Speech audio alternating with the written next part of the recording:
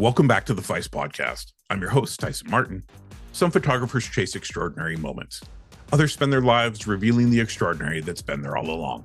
For Canadian photographer Peter Andrew Lusztyk, the camera isn't simply a tool for documenting the world. It's a way of changing how we see. His work invites us to slow down, to look closer, and to discover beauty hidden in the objects, places, and details most of us pass without a second thought. Through remarkable precision, light, and composition, Peter transforms the overlooked into something impossible to ignore. Since 2009, Peter has created editorial and commercial work for some of the world's leading publications and brands, earning recognition including AACE Photographer of the Year, but beyond the awards and assignments is a photographer driven by a simple philosophy. Peter says, "I try to make things that are amazing. That's really the goal. Photography for me is the process of turning ordinary or overlooked things into something that causes you to pause and examine. I want to make you see the world the way I see it." In this episode, I sit down with Peter to explore the curiosity, craftsmanship, and his relentless attention to detail that have defined his career. We discuss finding beauty in the everyday, developing a unique photographic voice, balancing commercial success with personal creativity, and why great photography isn't about making something look different. It's about teaching people to truly see. This is a conversation about observation, intention, and the extraordinary images waiting to be discovered in the ordinary world around us. Now let's get to the show. This episode of the FICE podcast is brought to you by PhotoPhase. PhotoPhase is a nonprofit organization dedicated to advancing photography in the emerging field of mural arts. We believe photography is more than just a way to document our lives. It can be a tool for healing, self-discovery, personal growth, and even human connection. Through workshops, educational programs, community events, and research initiatives, PhotoPhase brings together photographers, scientists, healthcare professionals, artists, and individuals curious about the transformational potential of photography. Whether you're interested in well-being, creativity, neuroscience, or simply the power of a photograph to shape how we see ourselves and the world around us, we invite you to join. To learn more, become a member, or support our mission, visit photophase.org. That's photophase.org. Now let's get to the show. My name is Peter Andrew Lusztyk, and I am a photographer from Toronto, Canada. So growing up, were you always into the arts? Was that something you were always looking to do, Peter? No, I didn't go and pursue too much art stuff in early on or like in high school or anything like that. We didn't have a photo program in my high school, unfortunately. Like I talked to some people who had like a dark room through high school, and I probably would have really loved that, but my high school didn't have anything like that. But what we did have at the tail end of high school is we had like an inbound television station. So every morning the announcements, like the students would put on like basically a mock news broadcast and record it, and they would give announcements and like, this is the football game that's happening tonight, you know, this is whatever the field trip that you need to sign up for. And I was like kind of the editor producer of the news broadcast every morning. And that was really what it was kind of the first thing I ever realized I was good at. Like I wasn't awesome in academics. Like I kind of, you know, like I didn't fail anything, but I was kind of like a B or C student in most subjects. And then there was this one course that introduced you to video editing. This is in the early 2000s, late 90s. Like it's probably like the year 1999. There was Adobe Premiere was one of the programs that they taught us how to use. And I kind of like understood the language of editing just innately. Like I think just from watching television my whole life. And I kind of understood storytelling. Like, okay, you cut the clip here, then you show the person's hand reach for the doorknob, and then that signifies that they're opening the door. You don't have to show wide. I kind of like knew that stuff automatically, and the teacher was like, "You're really good at this." I was like, "Thanks, this is super fun." And they're like, "Well, you should try to do this editing thing for this television station we're making." And I did that, and that's kind of how I got my start in any kind of creative work. I was just doing like video editing for this television program that the school would have every morning, and it kind of excelled. They got some money from Rogers. Rogers is like a Canadian telecom company to like buy equipment, and they kind of like used that program that my high school had as their like to show off like we're giving back to the community. So it got the school a little bit of attention, which they really liked. And that was my first time I was like, hey, I'm good at something and I accomplished something and I kind of want to do this for a living. I didn't even realize that that was an option. You know, I kind of thought you could go to university to whatever, study science or economics or something like that. But then there's like this thing. Like you can do media, you can learn about media arts. And I was like, well, maybe that's what I want to do. And that's honestly like that was the beginning of me pursuing video, photo, or anything to do with that. So I kind of like started out that way. I didn't necessarily know I wanted to be a photographer. I thought maybe I wanted to be a director. I thought maybe I wanted to be a video editor.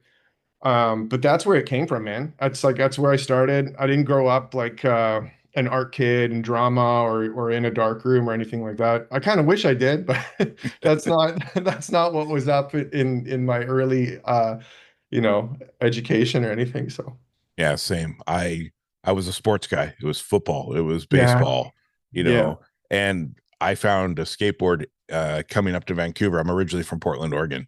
Hmm. My aunt and my mom were from Vancouver, so I came up one year, I think it was 84. I was walking Yeah. through an alley. I was 10 years old, and there was a blue banana board thrown in a garbage can. And I was like, there's nobody around. And I was like, okay, well, I picked it up and I took it back to my aunt's house. And she was in a wheelchair. So she had a big ramp that went down from the back porch down to where they parked. Yeah. And I spent the summer trying to ride down it, Oh, that's just cool. trying to figure it out, and fell in love with it. That was the first time outside of a sport realm that Yeah. I felt like I could be really good at this. I really want to excel at this. And I mean, I'm 52 now, and it's still, I hear skate wheels going down the sidewalks. I stand on a board just to go down the street a bit, and that Yeah. feeling of being 10 years old again. That's awesome. I mean, So first of all, you don't look 52, so you look thanks, great. man. I Uh, feel 75, but well, you look about 40 or 38, so good for you. perfect. Appreciate Um, it. yeah, seriously. I go, it's interesting what you said about skateboarding because I feel like for a lot of photographers, that's such an entry point into photography because, capturing skateboard tricks is just such a natural pairing with video photo. I grew up around a lot of skateboarders too. I skateboarded in high school and stuff like that. And I think that in Canada anyway, like Vancouver is just such a, maybe even globally is like this like superpower when it comes to board sports. Like it's just like every time I'm there, everybody that I knew that took skateboarding or snowboarding seriously in high school ended up in Vancouver at some point. Some of them have like moved back or moved away, but like there was a point in time where like everybody that I knew in high school that had anything to do with skateboarding or snowboarding was in Vancouver. It's just like this like I don't know. I guess it's like California for surfing or something like that. Like everybody just like or Hawaii, it's like everybody just ends up there.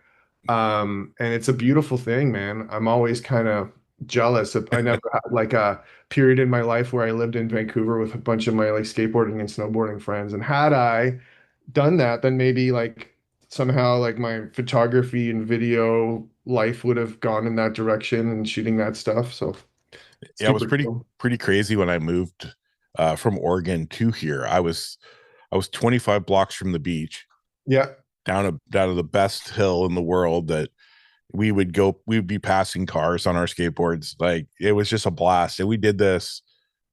Now, I don't even know how many thousands of times I've gone down this hill. And Yeah. and then we're 40 minutes from world-class snowboarding, Absolutely. right? I, So we're pretty lucky. I think so too. And then like a lot of the skateboard brands were out there too. Like I like West Beach. I don't even know if they exist anymore, but that was They like, just came back this year. well, there you go. There, I remember like worshiping those brands that were all from Vancouver when I was a kid, and like Um, I don't know. I think there's like almost like a movie to be made or some kind of documentary to be made about like Vancouver in the late 90s or early 2000s or maybe even before that. That's just kind of like when I remember it about how much of a sort of hub it was for all those board sports. Like I don't Yeah. think there's another place like it in the world. So it's super cool you got to grow up around that. I feel like there's a magic to Vancouver that very few places have in the world. Like it's just undeniably gorgeous and super like creative and just like there's this like twinkle in the air, and there's mornings where you can see the mountains and like I don't know, every time I'm there I'm like I'm going jogging in Stanley Park and I'm going Yeah. to like, it just makes me feel good like breathing that air. And I feel like Rio de Janeiro kind of has that like magic about it too, and maybe like Sydney, Australia a little bit, but something about Vancouver is just like really, really special. I'm always kind of a little bit jealous that I never spent like a couple years living there growing up or something. Yeah. I'm I feel blessed, man. You know, when you're up on Grouse Mountain and you look off while you're snowboarding on a clear day and you see not just Vancouver, Yeah, but you see the ocean I know. and you see our harbor, right? Crazy. And you realize like it's a warm day. I'm snowboarding. Yeah, I'm going home. On my way home, I'm going to go skimboard because yeah. it's warm enough. And then I'm going to drive 25 blocks back to my house. It's amazing. I And know. so very fortunate childhood that when I moved here, Yeah. um, But I love Portland too, by the way. I don't know how old you were when you moved, but or if you 15. So I yeah. spent, oh man, I used to go downtown when I was like 12 years old, a group of Yeah. 12-year-olds, and we skated that place like it was no tomorrow. Yeah, I always had a place in my heart for Portland too. I spent a little bit of time there, I guess almost 10 years ago now, but I had a couple of like photo exhibits and stuff and kind of got to know it a little bit. I always thought it was a super, super cool town. I love Portland too. Yeah. Yeah, my well, actually, I like the Oregon coast. So I my grandparents had houses all along the Oregon coast. So I grew up. Oh, A lot of my time was spent on the Oregon coast, and I went back the same October I got sick. yeah. Just actually before I had just got home, and I'd been home for 3 days before I ended up in the hospital.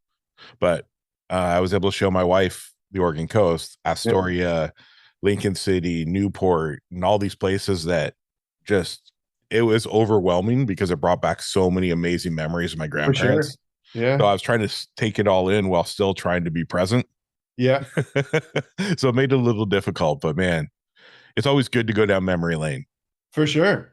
It's so like I don't know, man, like Toronto, where I'm from, like it's I have got so much love for Toronto and it's given me everything, but it's not like a you got to kind of like see between the lines a little bit to like find the beauty here. It's a pretty like, big industrial Great Lakes stinky town, it's not a place that anyone would be like it's beautiful. Like it is in a lot of ways very beautiful, but it's not obvious. It's like I don't think anybody like shows up here for a layover and it was like, "Oh man, I got to go back there. It's gorgeous."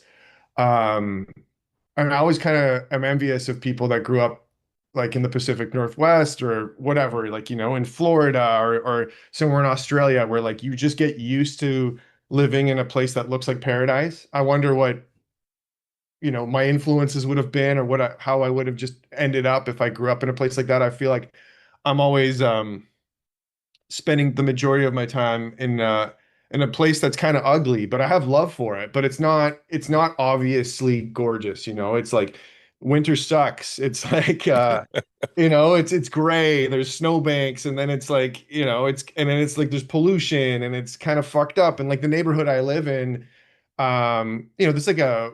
this is like houses that were built for factory workers in like the late 1800s and early 1900s, and I think it's really beautiful, but kind of because it's ugly.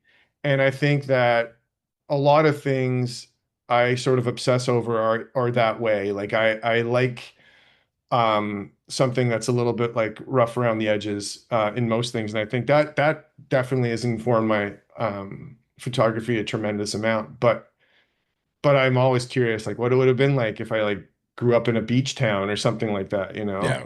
That With that means vacation for me, always, always, always. That never means like getting up on a Wednesday and like going to get coffee and getting to work. It's like I'm never in a place like that, and when I'm doing that in a yeah, routine. So, it's weird because I love old Vancouver when mhm. it was a blue collar working man's town Yeah, before we had Yale Town and Gastown was like blue collar. It was yeah, factories. That's what I missed because I mean I've been coming here my whole life before I moved here, and even up until like the man, I guess I stopped skateboarding hard in like '93 after that was ankle break number 7, so oh it my was like God. kind of like over.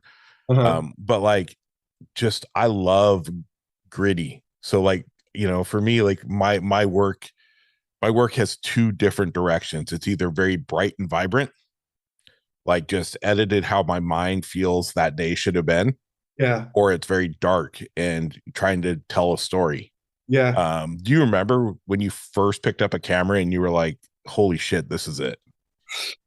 kind of, yeah. I feel like There was a moment sort of I would have been in my second last year of high school, so this would have been 1999, and I my mom brought home a digital camera from her work and it shot to a floppy disk. It was a Sony digital camera. I should buy one or try to find one, but it was a digital camera that shot to a floppy disk. And I remember shooting a bit of like skateboarding stuff with some of my friends and like taking the image out of the camera and putting it into the computer and just being like, this is magic, you know? I can't like I there's nothing else I want to do except this. But at that stage, I was still like I didn't know I was going to do photography. I kind of always thought I was going to do video or video editing or video or like, um but that was kind of definitely an inception point where I'm like I can make something that looks professional, or what I perceived to be professional when I was 16 years old. And I was like, oh my God, like I can kind of wear a mask. I can like show these images to somebody around the world or much older than I am, and they're like, they're gonna think that this was created by somebody who's like not a teenager, but like way older or like does this for a living, or I kind of felt good about the product I was putting forward. I guess that was sort of an inception point for me. It was like shooting on that very, very early, like probably 2 megapixel digital camera. There's some moments like that where I think that really kind of like shaped the rest of my life. And then I got a 35 millimeter camera, a Canon with some lenses, and I was probably, this has been like a year or two after that. I was in Berlin and I was shooting a lot, and yeah, and like I remember just like really, really just obsessing. Like I didn't want to do anything else. Like all I wanted to do is see the world through a lens. And like um that was just, yeah, I just knew that I was something I was going to do for the rest of my life. Yeah. I love that. I remember buying a digital camera in 2000. Yeah. I was really into lowriders, so I had an airbagged Ford Expedition that laid right on the ground, and Cool. we were going to all the car shows, and I hated the thought of having to shoot on film and wait. But, Yeah. I went and bought some crazy Canon thing, and I remember the memory card was like $300 for like a 2 megabyte, Uh-huh. and it took 8 AA batteries that lasted like 18 shots. Yeah. I would Oh, love to find one of those. I would love to find one of those too. I don't even know it. Yeah, I don't even know what it would be for, but I would just like to like, I mean, if nothing else, I just like to have one sitting on my desk, like because it was sort of yeah, like I said, it was the entry point into the rest of my life. So it would be cool to have.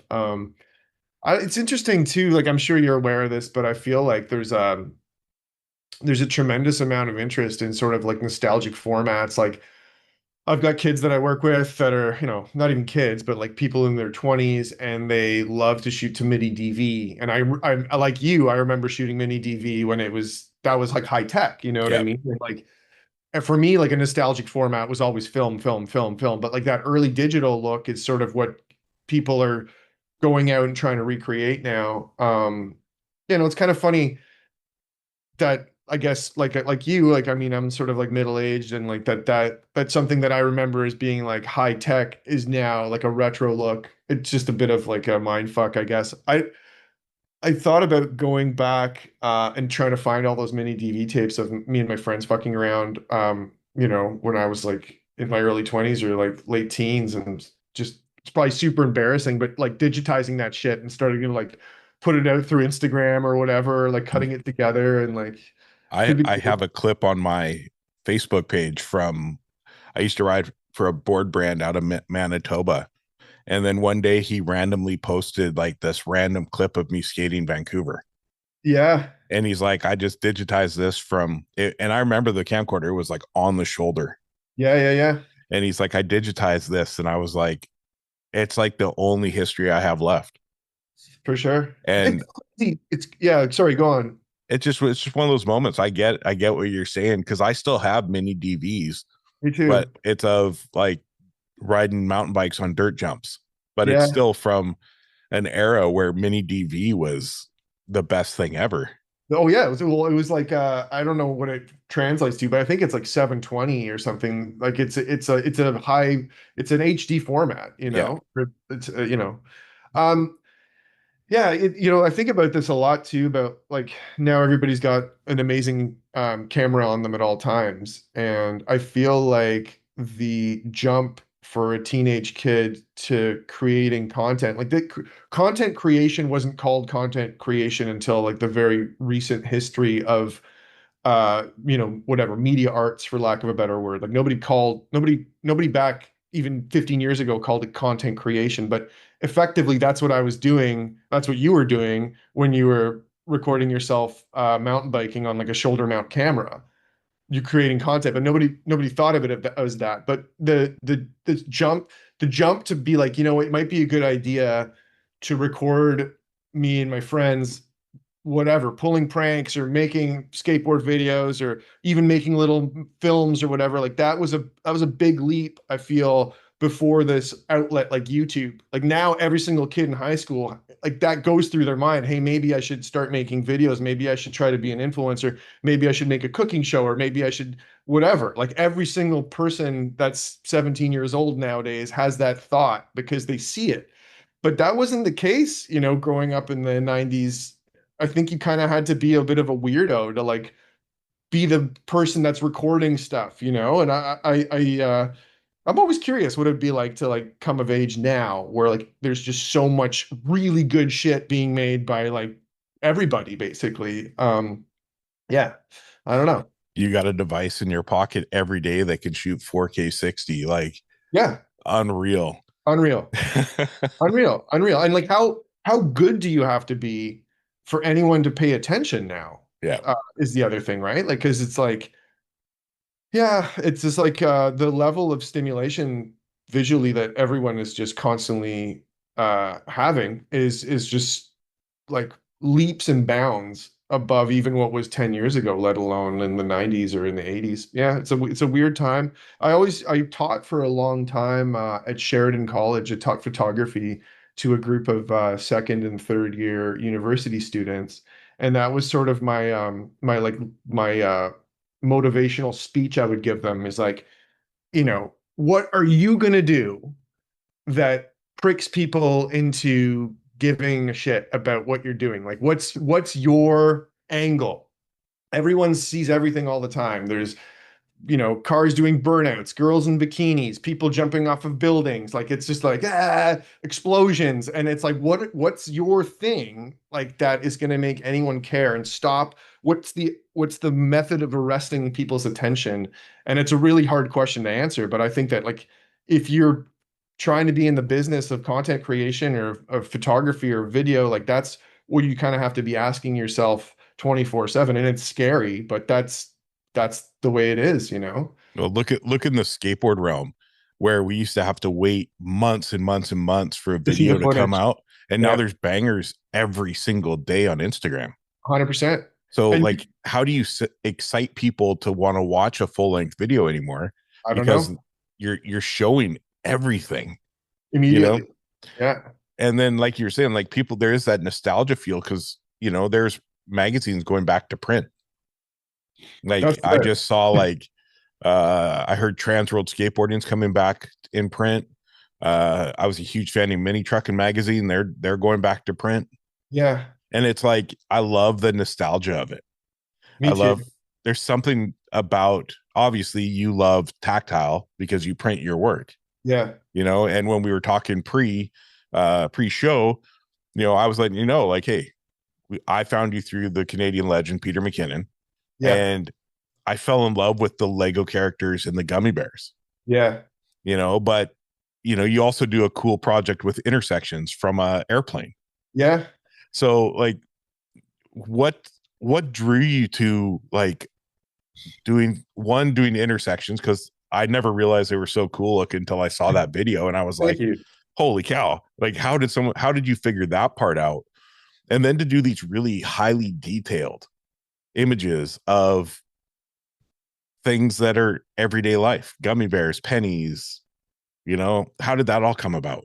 Um, well, I think like I guess without getting too preachy, but I think if anyone's like listening to this and is like, oh, what do I do? What do I shoot? Like to me, it's always a process of like or of testing or experimentation. And like if I think of something that I want to see, I just that I don't think is like already obviously out there in the world, and I want to try to do it. And the intersections, the interchanges series that I started was a perfect example of that. Like I was just always fascinated by this like this seemingly chaotic web of roads that's in basically every North American city or almost any city in the world, you know, like you kind of drive on the highway and you sit in traffic and it's boring and it's whatever. And then when you're flying into an airport and you look down and you see the way that the highways interconnect, you're like, this is insane. This looks like a nervous system, or this looks like a spider web or whatever, you know? And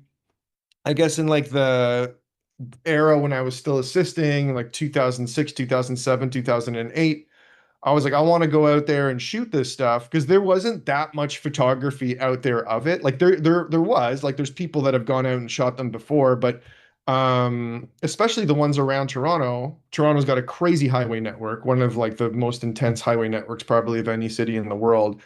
And I've always flown into Pearson, which is the big airport here, and looked down and seen that. I'm like, I want to try to capture that. I had a friend who's going into get his pilot's license, and he took me up in a little Cessna. And this is before drones, so that kind of imagery wasn't like everywhere like it is now. This is going back 20 years ago, and like we went and flew around in a little plane with the window out, and so I could shoot straight down with my camera, and I started shooting that, and like it was just again something that I don't think people had seen that much of. And we shot at sunset, and the lighting was intense, and it looked crazy. It looked like this like futuristic metropolis with like a highway interchange that looked like it went on forever. And it was actually kind of one of the first i- groups of images that people started to notice, and we're like, wow, that's really good. That's awesome. I love that. And then I just started building on that project. Every time I was in a different city for work or for whatever, I found myself in Phoenix or in Los Angeles. I just knew the drill. I'd go to the little airport, see if there was somebody who needed to get flight hours, split the cost of gas with them or whatever. It wasn't all that expensive, and I'd go up and fly and shoot an interchange or a group of interchanges that happened to be in that city. And it was kind of the first series that I built on my own outside of like work or commissioned work or anything like that. And I was just like on a mission. I'm going to photograph as many of these as I can. And it started to get picked up. It got picked up by National Geographic, and it got picked up by a couple of different major like commercial applications. Like Audi used it for their brand catalog. Apple used it for the launch of the iPad Pro, and a bunch of other blogs and websites kind of like did interviews about the project and stuff like that. And it was really one of the first things that like catapulted my career because, like I said, back then it's not like everybody had an amazing quality drone in their backpack and can go shoot stuff like that. It was still a bit of like you got to rent a plane, you got to rent a helicopter, and I think that it was still a sort of novel type of image, and yeah, I mean, it was exactly like sort of all the different bodies of work start. I'm just like I'm curious to see what that is going to look like, and then I test it, and if it looks cool, I keep pursuing it, and of course, sometimes ideas fall flat, and I'm just like, all right, well, I'm not gonna, pursue this any further. But the highway interchanges was just like, I mean, it's still something that I obsess over. If I'm in a city and I'm like in Amsterdam, I'm like, well, what the highway interchanges around Amsterdam look like? And it's just something I'm just gonna keep shooting forever, you know? Yeah. I think it's incredible. Like Mhm. it's got such an artistic look to them that you wouldn't expect because all you think of, oh, this is how I drive my car around this corner over to this point. Yeah. You know what I mean? Like it was super cool. I watched that, and then again, I fell in love with the gummy bears because I couldn't believe like there was that much detail in a gummy bear. You Yeah. know? I think what's like when I think from sort of like a bigger perspective about like why do I like photographing this thing, whatever this thing is? And in this case, like candy. Why do I like photographing candy? Why is it? I think there's a few, like somebody said this to me once, and I think it's a really simple but kind of perfect way to sum up what I'm interested in photographically is like, they're like, they don't speak perfect English, but they're like, you photograph human insanity. And I think it's a perfect summation of what I'm actually curious about. Like, I think that there is insane things that we do, like build highway interchanges that look like spider webs that span like 20 acres in the middle of the city. Like that's an insane thing.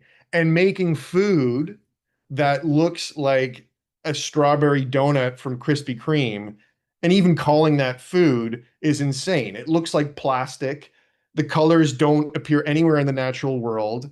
It's like it's got if you look at it at a macro level, it's got crystals and it's got all kinds of like it sort of looks like skin, and that's insane. And that's another thing that I'm drawn to. So I think that that's sort of the current that flows through all of the different bodies of work that I'm doing is like I'm actually capturing the insane condition which is being a person in 2026. It's like there's all this insane stuff everywhere, and that's what I really fixate on, in a part because it's terrifying and in a part because it's fascinating. But I think that's, yeah, like that's the thread, is that things that are nuts. That's what I'm drawn to. And gummy bears are nuts. It's nuts that that's what we do. Like we make food that looks like that. Imagine showing that to a caveman. They would put that in their like most coveted place and worship it and think like it looks like a jewel. It looks like, it doesn't appear anywhere in the natural world. It looks like plastic. Yeah. So that's what's up. I think it's crazy because I mean, I've obviously browsed your work, and in some of the things you start to, there's such good images and you can really get so deep into them, and you start to notice things that were not really visible to the naked eye. Of course. And Yeah. like that's super neat to me. But I mean, you do everything. You do portrait work. I do. You worked with another Canadian legend, Maddie Matheson. Yeah. Like, you've had and done some amazing things in this career that you've chosen. Thank you.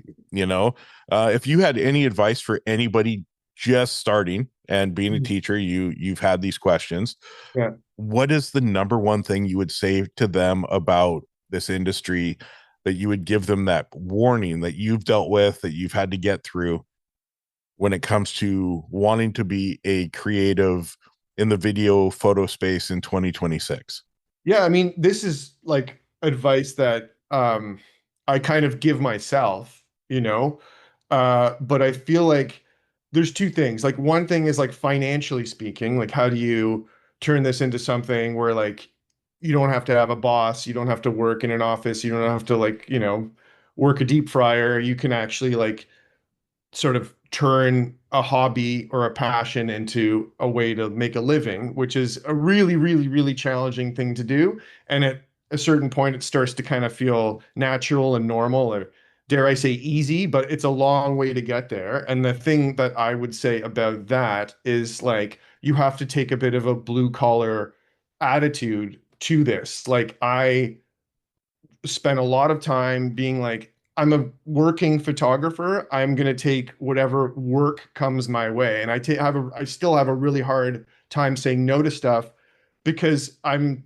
like still amazed every day when I get an email or an inquiry and I'm like, oh my God, like people want to hire me to do this. Like it still feels like I'm like kind of, I have like an imposter syndrome. I'm like, I can't believe I'm the guy that they're going to call to like go trust with this project or whatever. So I didn't say no to very much work, and I've done it all, like photographing bar mitzvahs and photographing graduations and photographing weddings and doing auditions. Like I did a lot of work when I was starting out where there'd be a casting for like say like a Dove soap commercial or a Canadian Tire commercial, and I was the guy when like the cattle call of people would come in that like took the photos, and then the director or the real photographer will be like, okay, we're using that kid or we're using that guy.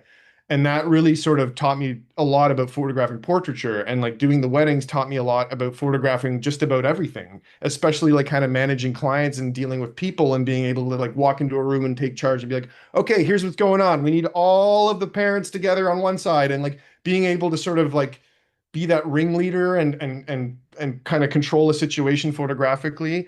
So yeah, that's my advice is like, don't be like, I only shoot black and white and I only shoot, I don't know, cars. Like it's good, especially in the beginning, to just put yourself into situations which are uncomfortable, and that's how you learn. And that's how you make a living being a photographer, I think. And that's not true for everybody. Some people really blast out of the gate and just come up with something super novel that they get to ride, and they never have to like do the whatever, the grunt work of like waking up and doing on a Saturday morning and going and shooting like a birthday party or something like that. But that wasn't my story. My story was like, yeah, man, like if that's what I'm doing today and I can make $300, then like I'm getting in my car and I'm gonna go shoot a bar mitzvah today. And that's okay. Like that's just, and so that's, I guess, my like main piece of advice for anybody who's starting out. And that goes for not just photography, but like a lot of types of work. Like don't be scared to like take on whatever comes your way, and you have to kind of be kind of brave to force yourself to learn on the job, which we've all done, and eventually you get good at it. And I've said this a million times, but I probably learned more about photography shooting weddings than I learned from definitely any kind of schooling or any kind of assisting or anything else. Like it really forced me to be a good portrait photographer, a good product photographer, a good interior photographer, because you're doing all those things in one day and you got to do it fast. So you get good pretty quick. Yeah, for Yeah. sure. It's crazy. So I'm taking on a project that's geared towards this show. It's called the FICE project.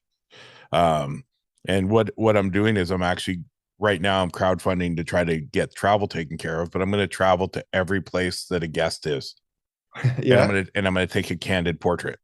Cool. I'm not a portrait shooter, so this is scary to me. It's new, and I'm Yeah. also going to be doing it on a 28 millimeter fixed lens, Cool. so it's So very personal. you're stuck to wide and you're just Yeah. gonna, yeah. And then because I'm the show is sponsored by Harlow Lighting. Um, Harlow has a light called the Soul, so it's a big round disc light, and FICE stands for Photography Heals Your Soul. Mm-hmm. So it's kind of works perfect. It's called the Harlow handoff. I'm going to give the person the light, and then they're going to capture another creator or an athlete or a model, and then we're going to face them in the book. So their portrait with a portrait they captured, with maybe a couple questions in the bottom, all shot documentary. So I'm going to capture everything behind the scenes, so I can put that out and kind of show people how crazy this process is. Yeah, If you're willing to jump out of your comfort zone, that anything is possible. for sure. Um, So it'll be that sounds fun. like a great idea. That sounds Yeah. like a great idea. Yeah. What a good commercial for the light too. Yeah. Yeah. And I love the brand. Like the brand came on board with me after 2 shows. And now we're on our, and I think we've been together 3 years now. Cool. And it's great. So, I mean, if you need lights when you come to Vancouver, let me know. I got a whole Oh, garage full. thank you. Hey, that's so sweet. I really appreciate it. Are they like LED, Yeah, lithium ion they're power? constant. That's what's lit right here. Yeah. Um, yeah, it's great. I'd love to loan you a few and get your opinion on them, because I think you could put them to use in ways that I never would even think. Thank you. I absolutely will. One thing that is interesting is the change just in the last like 5, 10 years or so from what I've seen is like, including myself, is like using continuous light versus strobe. Like I learned lighting through strobe lighting. Hmm. Still use strobe lighting all the time, but I find that I guess maybe it's a trend, and maybe it's just like with ISO getting so much better, and the quality of images at high ISO getting so much better. Like a lot of photographers, including myself, like I'm not scared of lighting stuff with continuous lighting anymore, where I would be really hesitant even 10 years ago to like do like a commercial project and be like, yeah, we're using LEDs. Yeah. And people would be like, what? You're crazy. Now it's like normal, right? You go into like most photography studios and they have aperture lights and everybody's like, messing around with different Yeah. color filters and it's all constant. I got a question for you. Yes, sir. Sorry, but I got to pee. Is it Yeah, no, okay? you go pee. I'm gonna actually grab a couple of lights and I'll show you them. All right, I'll be back in 2 seconds. Yep. Thanks, man. Yeah, no worries. So this is like what their lights look like, Dude, that's sick. right? Those are beautiful. Yeah. Um, they're amazing. So it reminds me of my Hasselblad. Yeah, it looks like a Hasselblad. It's Yeah, super all cool. magnetic. Like Wow. everything is incredible. Like you take the battery off and they're little. I mean, I got to be honest, I was not expecting that. That is so sick. That is so cool. So this is a brand new 120 watt. They just released this one about 3 weeks ago. Jesus. It's like it's so This smart. is their 40. So this is their 40 watt. Man, it's so smart because that's something that I would just like want on my desk. Yep. Like that is it's exactly like you said. It looks like a Hasselblad. It's so awesome. And then this is the Soul. Wow. So it's adjustable. Yeah. This is the sRGB, so it's all, you can do the full color range. That's incredible. So a small little remote, so you don't have to walk up and adjust. It's all there. It's battery powered or 120 volt. It's aluminum, aircraft aluminum, vegan leather. I gotta tell you, man, I was not expecting that. That is way fucking cooler than I thought it was going to be. That's amazing. That's a cool sponsor. Good for you, man. That's awesome. They've been amazing. Like they make this really sick light stand. It's a monopod, but it's carbon. Yeah. And it's like called the Rocket. So I finally convinced them to send me one. And then I'm like, hey, can you send me another one? Because I'd love to use it, one for my camera and one for my light while I'm on this project. And they did. Like it was here in like 4 days. Dude, I was not expecting that. I want one. That's fucking sick. Well, I would love to, when you're here, I'd love to loan you a couple and get your opinion and get some words from you. I'm trying to bring the brand some more notoriety in Canada. Mm-hmm. They're very big in the US and overseas. But because of tariffs and everything, Canada's a tricky beast. Yeah. Because, the Canadian government wants all our money. Well, yeah. And I know all about that, believe me. Yeah, that's but those are beautiful. That's way, way, way cooler than what I was expecting. That's rad. I can't believe how quality that looks like. Yeah, it's pretty sick. Yeah, it's pretty sick, man. And my favorite light is actually tiny. I'm just trying to figure out where it is, because I'll just grab a new one. I give these away at the events. Yeah. To creators. So we do we have the world champion rock, paper, scissors competition. And the winner gets one of these. Oh man, that is beautiful. So it's just a little travel kit, but when you pull it out, what's that crystal dome thing do? It speculates the light, so it just makes it so it looks like you're kind of in water. Oh my god. But like even the little guy is all vegan leather, aircraft quality aluminum. Wow. So Helena Bain, the woman who owns Harlow, everything here was designed. It started out being designed for women because women have struggled with the bigger lights with their hand size. So this is all designed so all of this looks really big in my hand or small in my hand, but it's perfect. So it's all been ergonomically designed. Yes. Yeah. And then it's been made to look beautiful because their slogan is "Your light deserves to be seen."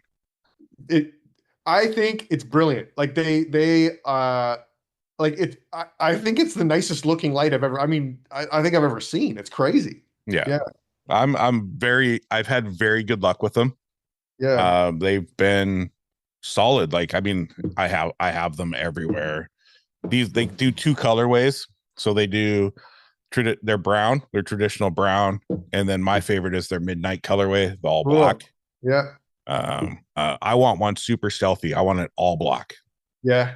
Black aluminum. Black aluminum. Yeah. I was not expecting that. That's like fucking sick. Like I want one. Those are really, really rad. Good for you, man. So, it's nice to I have, not a lot, but I do have brands reach out, and it's always nice when it's like something like that where you're like, yeah, I'm actually the target demographic that wants that. Not only so when you're promoting something that you'd actually be a consumer of. Yeah. It's always a dream come true, So the best part is this little clip of you just going crazy about their light is actually I'm going to send it to them. Okay, cool. Yeah. And I'm going to try to connect you to. Yeah, thank you, man. Absolutely. Want to see the coolest part about all the lights, though? This is Yeah. my favorite part. Yes. This is the case it comes in. Oh man. So like this is like the 120 kit. Yeah. So it's got barn doors, it's got all your mounts, it's got your batteries on there, but the charger, it's got everything. Like it's I all don't in. think I've ever seen a better looking light. It's crazy. It's It's like sick. it looks like it belongs in Holt Renfrew. Like it's nuts. That clip to his name's Devin. He's head Yeah. of marketing for not head of marketing, but he's one of the guys who's in charge of brand disbursement Yeah. with your information. Okay, cool, man. I mean, like goes without saying, but if it looks like that and it works well, like I'll promote the shit out of that. It's Yeah. fucking sick. Yeah. Yeah. So I've done a lot with their group of ambassadors. So I do a lot with Dennis Illick was probably my favorite. He's done some legendary stuff. He just shot Alanis Morissette for her Vegas dates with that Soul 100. Oh wow. Just the Soul. That was it. She's from Ottawa, where I'm originally from. Yeah, Yeah. she's a Canadian legend. Yeah, big time. Yeah, My yeah. claim to fame is that Sarah McLachlan was my neighbor. No way. Yeah, on Dunbar Street. She lived across the alley from me In Vancouver in or in Vancouver. Portland? Yeah. Yeah, yeah, that's cool. Yeah, yeah. I mean, I went to this is another like I guess we skipped this part, but another really important influence for me coming up was that Tom Green went to my high school, and he's Check like, the you know, OR. You like it so far? exactly. And that was all like photographed in the neighborhood where I grew up or filmed in the neighborhood. So that was another kind of thing that, you know, going back to how like different it was, even having the idea that you could do something like that in the 90s. That was another huge influence for me because there was somebody who like basically made themselves famous recording themselves like right from my I mean he's probably 5 or 6 years older than me, but there's like a hometown celebrity, not just hometown but like, you know, a block over from where I grew up, and it was something that was really influential because I'm like, oh, you can do this, you Yeah. can like, go and make video clips or film yourself skateboarding or rapping or doing pranks and then end up on whatever MTV or Saturday Night Live or where, you know what I mean? Like it was another big influence for me is seeing somebody doing that kind of stuff independently. So yeah. I love when people actually know about organized rhyme. Dude, organized rhyme was sick. I was just thinking the other day, and like this is like I mean it's old now, but this is much later. Like he put out a hip hop album. I want to say it was 2006. And it was called Prepare for Impact, and it was like terribly reviewed. Nobody probably even remembers and knows about this album. I personally think it's really good. And he came out with yeah, and I think it was 2006, and he made like a hip hop album, but you know, it was probably on like a major record label because he was still a relatively big celebrity at the time. And the beats are dope, and he's actually a pretty good rapper. So I don't know, man. I think Tom Green's dope. I think he's you know the music he makes I'm always into. He's there's a reason why he's been you know famous for 40 years or whatever it is. Yeah. So, yeah. And the reason he still used quotes like from Freddie Got Fingered, Daddy, do you want some sausage? I know what a crazy thing. I don't know. I think it ended well for him. Like I think he like kind of bought a ranch like somewhere outside Ottawa, and he like, you know, raises chickens, and he like I saw on his Instagram that he's like, you know, he's married and he's got like a pretty cool life out there, like making Yeah. maple syrup and stuff. And I don't know, like I think the story arc of his career is like actually a pretty good one. He didn't like wind up a total weirdo. Like I think he's still got his creative outlets. He's like making music on live streams and stuff. And I don't know. I think he's a weirdo, but he's cool. Like, He's one of the guys that I want to reach out to. oh yeah, you should. Yeah. Yeah. I have my Canadian hit list, as I call it. And I just, like you said, man, he came from humble beginnings and he was able to create his own genre, his own avenue. He's a And that's pioneer. inspirational, Absolutely, man. you know? So yeah, now we're at after our hiatus there to talk about Harlow lights, the best lights in the industry. Now we get to the question. How do you look at your creativity to your mental health? Is it something that you need to help to keep the mind going in the right direction? Is it a big part of that aspect of your life? Yeah, yes, and like it's good and bad because I mean, I think that like a lot of people in our industry, like my feeling of self-worth is directly tied to what's going on in my career, like or in my creative life, like things are going well, I usually feel pretty good. If I come up with a cool idea, photograph it, and I'm amped about something I just created, like very rarely do I do that and then I go and like have anxiety. I'm usually like riding high. This is fucking awesome. And then if things go poorly, even if it's like some shitty email you get from a client or you get a bit of like, I don't know, like you kind of want something to really work out and then it doesn't, like then I'm fucked and I feel like shit and I have anxiety and like, it's just something that like I'm always managing. So I think that like uh my mental health is directly tethered to how things are going with photography or filmmaking or whatever I'm doing. And it's a blessing and a curse, like sometimes I'm very envious of people that at the end of the day, it's just a job and they shut their laptop or they like hang up their like work coat and then they drive home. And then until they go back into that workspace, they don't really think about it that hard, and I wouldn't trade my lifestyle for that lifestyle. But I do feel like sometimes like it's something I can't escape. I'm always thinking about how my life is going and how things are going based on like how things are going creatively and how things are going at work. So I'm actually not sure if that answers your question, but that's just the way it is. It What I loved about your answer, Peter, is the fact that as someone who is established, this is their career, you still have those same struggles like everybody who's out there trying to make something with something they love. Yeah, But it's a different level because I work a 9 to 5, and at 5:30 Monday to Friday, I turn off that computer. By 5:30, 15 seconds, I'm on my way home. for sure. Yeah. Whereas my creative side of my life is 24/7, Yeah. pushing everything I can try to push to bring eyes to the show and to the stories that are not gear related, that are not talking about I shot this at f1.7, blah blah blah blah blah blah. Yeah. But that stuff's cool. There's places for it, but I mean, I want to know you as a person. Right. I want to know the history of you and what this crazy thing that we are lucky enough to do Yeah. and how it connects to your mental health, because mental health is something, especially in men, that's not talked about enough. Oh, for sure. I We're know. told to suck it up and you're too strong. You're supposed to be the leader. Nah, man, that shit's bullshit. Like, I'm here to let people know, like, I grew up in an era where I had to suck up everything. Oh, same. And I mean, think about our parents' era. It was even worse, you Yep. know? Yeah. And now I want my boys to be able to express themselves. And I want them to be like, I want to be that dad where my kids aren't afraid to talk to me. Oh, yeah, absolutely, man. I mean, I'm not a parent, but if I ever am like that, I'd feel the exact same way. But I would say like, the thing is like as much stress and sort of like fear as I have about never being good enough and always feeling like I could do more. I am super lucky and I'm super happy that I took the risk and did pursue something that is kind of like my hobby turned into my job or my true passion turned into my job.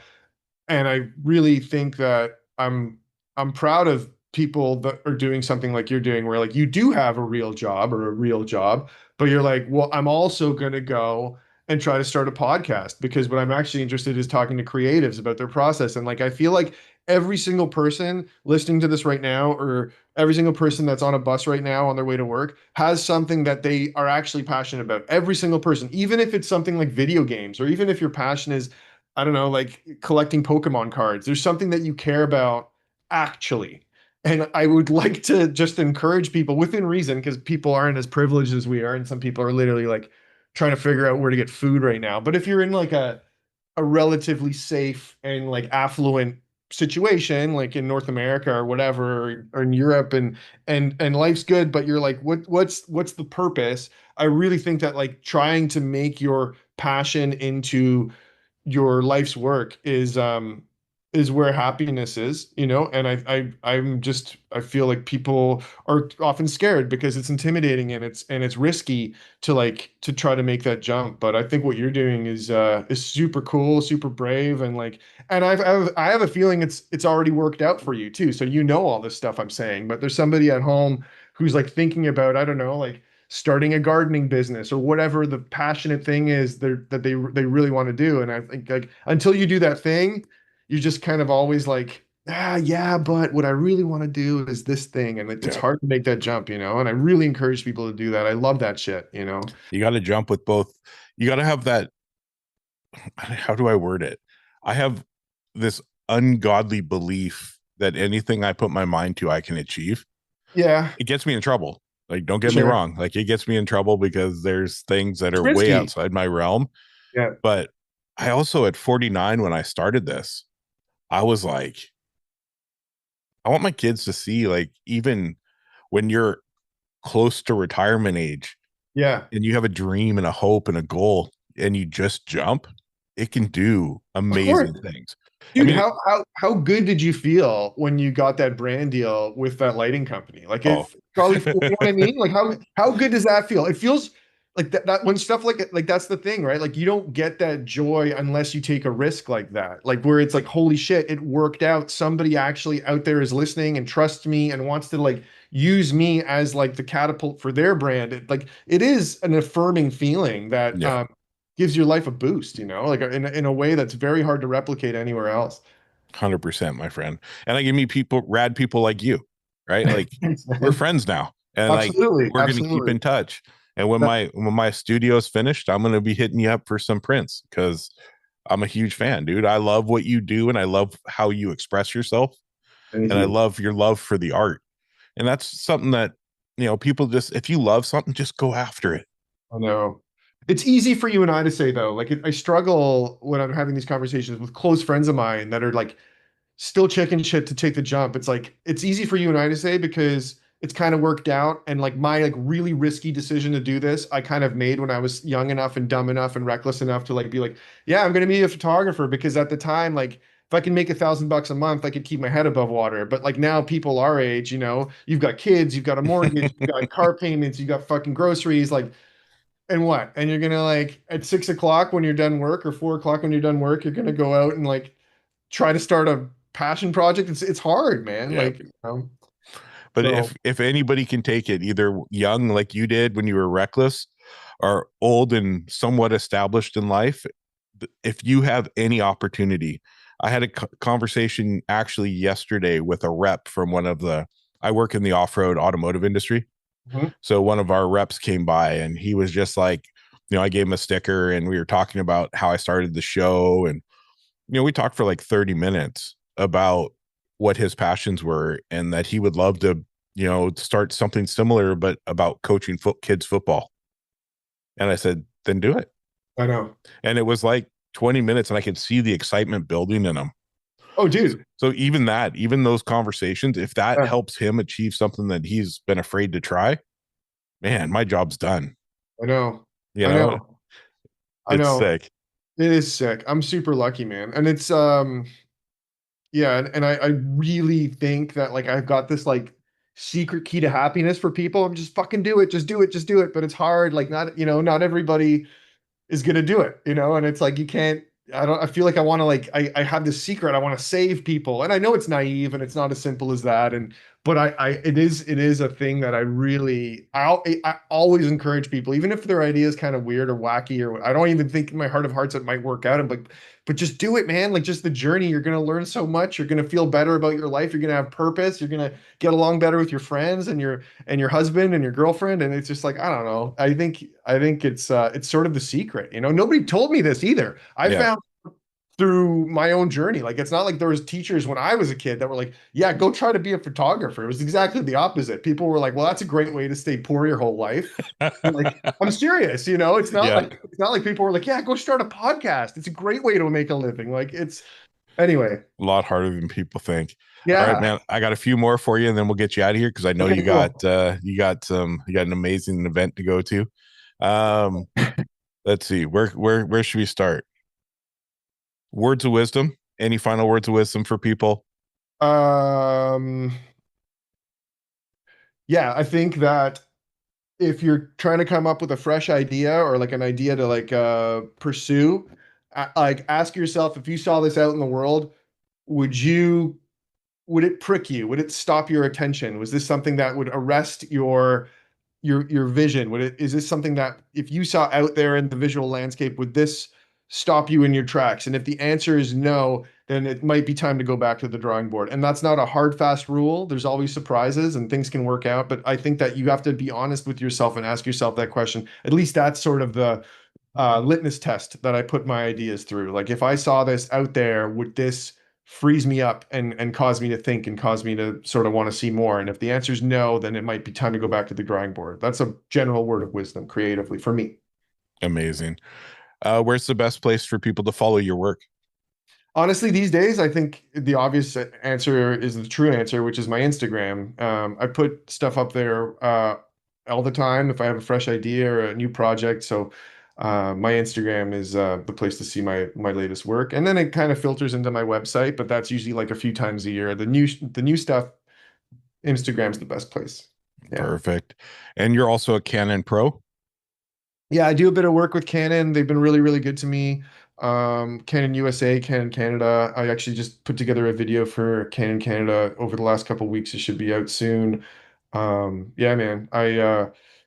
Like I said, it's a brand I actually use. It's the brand I've been sort of like a Canon diehard since day one. So the fact that they like are took an interest in my work, and I mean a lot of that is credit to Peter McKinnon, the OG, but the Yeah. fact that they took interest in my work is really gave me a big boost. So Dude, your work is incredible. Like they should have taken notice long before the OG.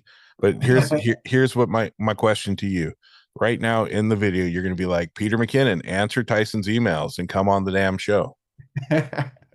I mean he's a really good friend of mine, and I mean like I said, he's the OG. There is very few people that I've ever met that are as inspiring as that dude. Yep. And yeah, I mean I can always put a word in, but I think he's probably got thousands and thousands of emails that he never sees. And if he hasn't responded, I definitely wouldn't take it personally. I definitely don't. I just love it because he is on my Canadian hit list, of course. And I mean, the connection is how I found you. For sure. Was through him, and I've been a fan of your art ever since. Yeah. Right. So I love that.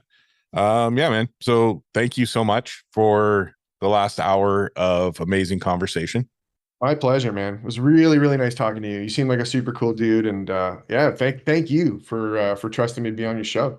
Yeah, and when you make it out this way, like I said, if you want to borrow some lights, I can drop them off for you, and you can get use. I sent you the link to Harlow on Instagram there. Okay. So you can take a look at their lighting. But I'll send your info. I'll forward your info to them. Oh, my dog's coming. You can hear him. Here he comes. He's gonna jump on me. But yeah, dude, thank you so much. It's been amazing. And I was gonna show you one last thing. Yeah. So I grew up shooting the VX when I was skateboarding. And then I found this company online. They make for your action cam. That's sick. Right. So I had to grab one. I was like, you know what? That's gonna be such a cool, like, even if it's got a shoe on top so you can put your light. Yeah, so it's got a shoe. Yeah. It's got a little battery compartment so you can load it up. Oh, dude. And then I got the big lens hood for it as well. So then I put my Action 5 in there, and boom, and then you can it's got a good weight to it too. For sure. I love that. Like, I love holding like the flashlight kind of like. Yeah. It's so nice to film with, especially for wide stuff. It's really, really good. 100%. Well, man, enjoy the rest of your day. This has been great, and I look forward to keeping in touch. And like I said, when you get out here, let me know. I'll come meet up. I'll show you some lights, and I'll have a hat and some of the stickers for you. Awesome, man. Have a great day. Thank you. All right, brother. Enjoy. Later. Peace.